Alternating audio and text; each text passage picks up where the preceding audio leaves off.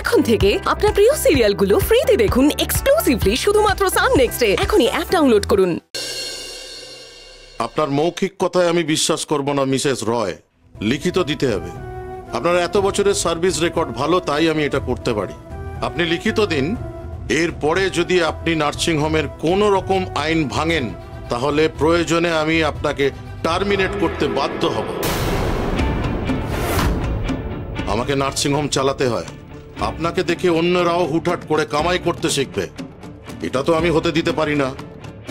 একটা দৃষ্টান্ত তো ওদের সামনে রাখতেই হবে। আর অন্যায় আমি করি না। হয় আপনি মুচলেখা দিন, নয়তো সাসপেনশন বহাল থাকবে। স্যার, আমি আপনাকে লিখিত দেব যে উইদাউট প্রায়র নোটিস আমি আর কামাই করব না স্যার। সব নিয়ম মেনে চলবেন। 15 মিনিটের মধ্যে সেই লেখা যেন আমার টেবিলে থাকে। থাকবে স্যার।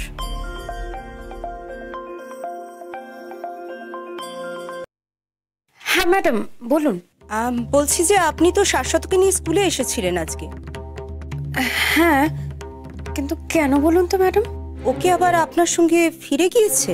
না তো, ওকে তো আমি স্কুলে ড্রপ করে এলাম। ম্যাডাম, আমাকে একটু পরিষ্কার করে বলুন, আপনি কেন শাশ্বতর কথা জিজ্ঞেস করছেন? মানে শাশ্বত আমার সঙ্গে আছে কিনা? ম্যাডাম একটু প্লিজ বলুন আমাকে, প্লিজ বলুন। ও তো ক্লাসে আসেনি। কি? এদিকে পরীক্ষা তো শুরু হয়ে গিয়েছে। তোজো,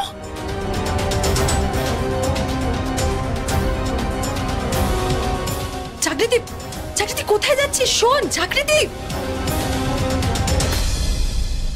আশা করি এরপরে আপনারা আর ওনার জন্য আমাকে রিকোয়েস্ট করবেন না।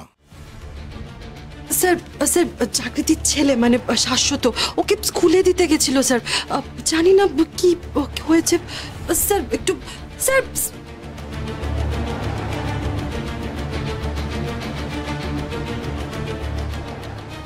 কি এমন হলো তোজোর যে চাকরিদীপ ভেবে ছুটে চলে গেল?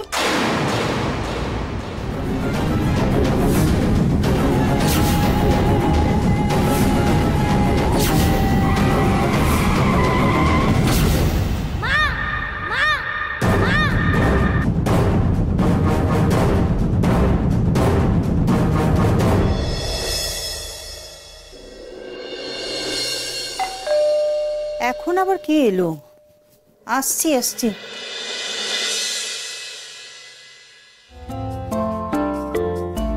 তুমি? তোজো কোথায়? এসব ভেতরে এসো। থাক থাক থাক বাবা, ভালো থাক ভালো। বলছি আমার না কাজ আছে, আমি বেশিক্ষণ থাকবো না। তোজোকে এই রংগুলো দিয়েই চলে যাব। না না, তা কি করে হয়? চলো ভেতরে চলো। অনিরুদ্ধ দা, আপনি আসুন না। কি গো, কে এসেছে? বাবা, অনিরুদ্ধ দা।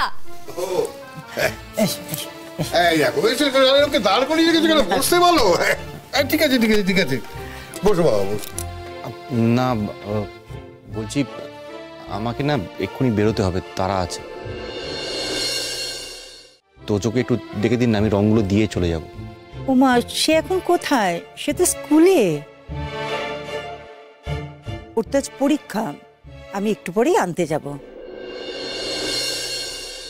আপনারা এখানে থাকতে তোজো কি করে বাইরে গেল? কি করে গেল? আর আপনাদের আপনাদের স্কুলের সিকিউরিটি সেও দেখলো না? আমিও ঠিক বুঝতে পারছি না কোথা থেকে কি হয়ে গেল। বুঝতে পারছি না মানে? বুঝতে পারছি না মানে কি? আপনাদের কি কোনো দায়িত্ব জ্ঞান নেই? কোনো দায়িত্ব নেই আপনাদের? আমার ছেলেকে আমি স্কুলে দিয়ে গেলাম, এখন এখন আপনারা সবাই বলছেন যে ও ক্লাসেই আসেনি। আপনি একটু শান্ত হন। দেখুন, আপনাকে আমাদের সিচুয়েশনটা বুঝতে হবে। শাশ্বত যদি ক্লাসে এসে পৌঁছতো তাও আমাদের কিছু করার ছিল, তো ও তো ক্লাসেই এসে পৌঁছয়নি। ক্লাসেই আসেনি? ক্লাসেই আসেনি মানে কি? সেটাই তো বলছি, আমি রোল কল করার সময় দেখলাম ও নেই। তোমার যদি অসুবিধা না থাকে তুমি একটু বসো বাবা, ওর সঙ্গে দেখা করেই যেও। কাল ছেলেটা যা করছিল ঠাই এখানে বসেছিল তুমি রং নিয়ে আসবে বলে। বেল বাজলেই ছুটে যাচ্ছিল, এই বুঝি বাবা রং নিয়ে এলো, এই বুঝি বাবার রং।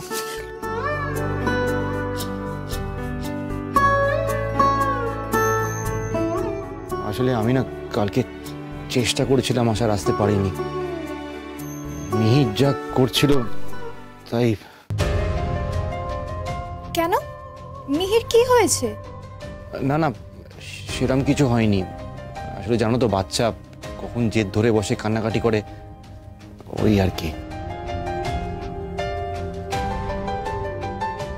বলছিলাম যে আমি একবার বিকেলের দিকে এসে তোজোর সাথে দেখা করে রংগুলো দিয়ে যাব।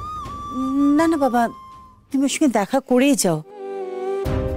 তবে আজ তো পরীক্ষা, একটু পরেই ছুটি হয়ে যাবে। আমি তো ওকে আনতে যাব, তুমি আমার সঙ্গেই যেতে পারো, মানে তোমার যদি তাড়া না থাকে। দেখেছেন, আমি যদি জানতাম ও স্কুলে, তাহলে আমি ডিরেক্টলি স্কুলেই চলে যেতাম। ভাবলাম যে ও বাড়িতেই আছে, শুনেছিলাম ওর জ্বর। আপনাকে কে বললো তো জ্বর হয়েছে? জাগৃতির সঙ্গে কথা হয়েছে, তাই না? আসলে জাগৃতি যখন কাল তোজোকে বলছিল ওর জ্বর, তখনই শুনেছিলাম আর কি। হ্যাঁ হ্যাঁ, সেটাই তো। তোমার সঙ্গে জাগৃতির কথা হয়েছে? না মানে ওই, তুমিও না, ছেলেটা লজ্জা পাবে না? কাল ওর সঙ্গে জাগৃতি কথা হয়েছে, আমাকে জাগৃতি বলেছে। আগের দিন ফোনে তো অত চিৎকার করে কথা বলেছে না, তাই জন্য ফোন করে ওকে সরি বলেছে। জাগৃতি আমায় ফোন করেছিল? কই, আমি তো ওর কোনো ফোন পাইনি। আসলে অনিরুদ্ধদা, কি হয়েছে বলুন তো? সেদিন আমাদের বাড়িতে যা চলছিল না, বৌদি তাই অন্যের ওপর রাগটা আপনাকে দেখিয়ে ফেলেছে। থাক না পায়েল, সব তো মিটমাট হয়ে গেছে। বাবা তুমি বসো, আমি তোমার জন্য একটু চা করে নিয়ে আসি। হ্যাঁ হ্যাঁ, বসো বসো বসো পায়েল, দরজাটা বন্ধ করে দে। বসো, এসো এসো, এসো।